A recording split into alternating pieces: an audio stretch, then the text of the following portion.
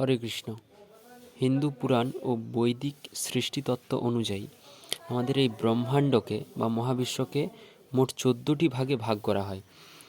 আবার এই 14টি লোককে দুটি ভাগে ভাগ করা হয়। একটি হলো ঊর্ধ্বলোক, আরেকটি হলো অধোলোক।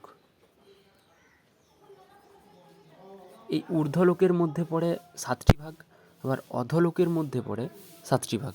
আজকে আমরা জানব যে ঊর্ধ্বলোক আর অধোলোক মোট 14টি লোক নিয়ে যে আমাদের ব্রহ্মাণ্ড তৈরি হয়েছে, সেই 14টি লোক কী কী এবং সহজে কীভাবে মুখস্থ করা যায়। ঠিক আছে, প্রথমে এখানে আমরা দেখছি যে ভূলোক, এখানে আমরা থাকি, মানুষেরা থাকে, এটাকে মর্ত্যলোকও বলা হয়। প্রথমে আমরা ঊর্ধ্বলোকটা নিয়ে আলোচনা করি। ভূলোক, উপরের দিকে গেলে প্রথমেই পড়বে ভূবর লোক। এখানে থাকে পিতৃপুরুষেরা। এই ভূবর শব্দটার সঙ্গে ভূত শব্দটা কিছুটা মিল রয়েছে। ভূত, প্রেত, পিতৃপুরুষেরা এই লোকে বসবাস করেন। এর পরের লোক হচ্ছে স্বর্গলোক। এটা হচ্ছে দেবরাজ ইন্দ্রের লোক। এখানে দেবরাজ ইন্দ্র বিভিন্ন বিলাস ব্যাসনে জীবন কাটান, আর দেবতারা এখানে থাকেন, দেবদেবীরা থাকেন। তার পরের পরের লোক হচ্ছে মহরলোক। এই মহরলোকে মহান মহান ঋষিরা অবস্থান করেন। এরপরে জনলোক। এরপরে আসছে এখানেও মহান যারা অনেক পুণ্যবান মানুষ হন তারা বসবাস করেন এই জনলোকে। তারপরে আসছে তপলোক, কঠোর তপস্যায় রত ঋষিরা এখানে অবস্থান করেন। তারপরে আসছে সত্যলোক। এই সত্যলোকে কে থাকেন? সত্যলোক হচ্ছে সর্বোচ্চ লোক ব্রহ্মাণ্ডের। এখানে অবস্থান করেন ব্রহ্মা। এই সৃষ্টি তত্ত্বের মেন মালিক তিনি এখানে অবস্থান করেন। সবার উপরে থাকেন ব্রহ্মা সত্যলোকে। তাহলে আরেকবার দেখে নিই, এখানে থাকে আমরা ভূলোক বা মর্ত্যলোকে, তারপরে ভূবরলোক, তারপর স্বর্গলোক। স্বর্গলোক তো আমরা জানি ইন্দ্রের লোক। আর ভূবরলোক, এই ভূবর শব্দটার সঙ্গে ভূতের কিছুটা মিল রয়েছে না? এখানে ভূবরলোকে ভূত, প্রেত, পিতৃপুরুষেরা থাকে। আর মহরলোক, এখানে মহান ঋষিরা অবস্থান করেন।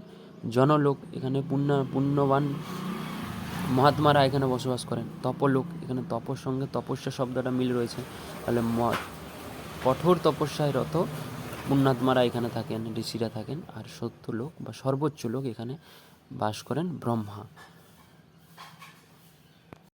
এরপর আমরা দেখব যে অধোলোক, যে অধোলোকের মধ্যে যে 7টি লোক রয়েছে সেইগুলো কী কী। তাহলে এখানে ভূলোকের নিচে প্রথমে শুরু হচ্ছে অতল। এই অতলে থাকেন বলিপুত্র মহায়ান, এখানে তিনি থাকেন। এরপর আসছে বিতল। বিতলে কে থাকেন? বিতলে থাকেন মহেশ্বরের একটি রূপ বা শিবের একটি রূপ, হাটকেশ্বর মহাদেব। তারপর আসছে সুতল, সুতল।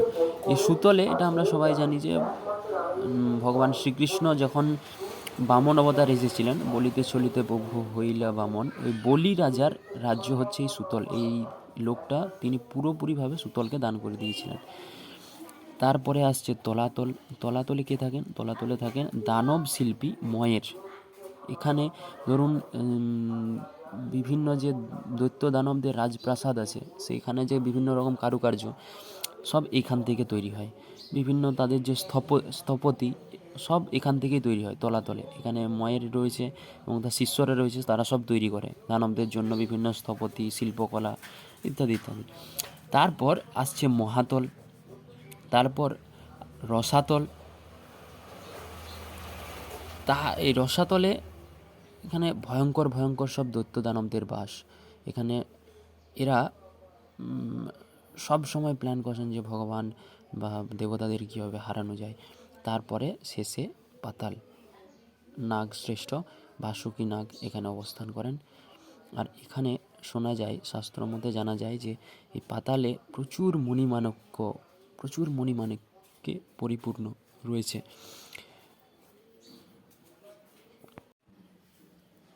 হরে কৃষ্ণ। তো আজকের আলোচনা এতটুকুই ছিল। আপনারা আমাদের এই চ্যানেলটিকে সাবস্ক্রাইব করে রাখতে পারেন, পরবর্তী ভিডিও যখন আমরা আপলোড করব তখন আপনারা যাতে তাড়াতাড়ি জানতে পারেন। হরি বল।